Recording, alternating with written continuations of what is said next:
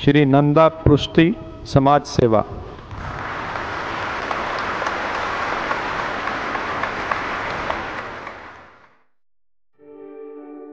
चिर निद्रारे सताय पद्मश्री नंदसार ओरफ नंदकिशोर पृष्टि भुवनेश्वर एक घरोई हस्पिटाल आज हो देहांत। 104 वर्षर यह सताय मनीष जाजपुर जिला सुकिंदा ब्लॉक कंतीरा गाँव में करथिले जन्म। सते जेमिति राष्ट्र तांको अपेक्षा करथिला।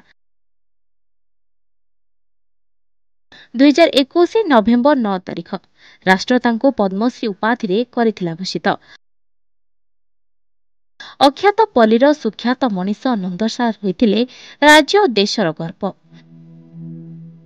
राजधानी दिल्ली जाई राष्ट्रपति करथिले पुरस्कार ग्रहण। सेतेबेलर खुशी को व्यक्त करि पारि नथिले नंदसार। पुरस्कार नहीं नवेम्बर 11 रे फेरिथिले गांको। ट्रेन ने फेरिबा बेले जाजपुर रोड स्टेशन ने दिया जायथिला तांको भव्य संबर्धना।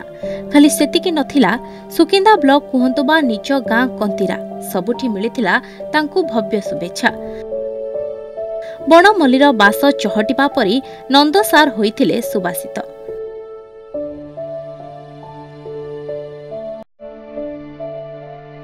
एभली सुबासित पछर रहस्य थिला 8 दशंधीर कठिन परिश्रम।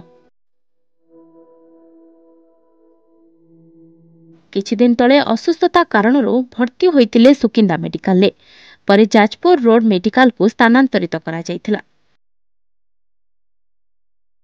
मात्र सेठारे अवस्था गुरुतर हेबारु स्थानीय टाटा मेडिकल को स्थानांतरित करा जायथिला।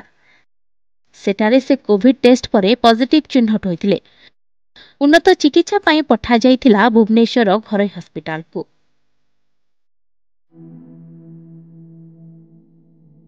मात्र 20 वर्ष बयसर मनीष तैयारी कारखानार विश्वकर्मा आज नाहांती।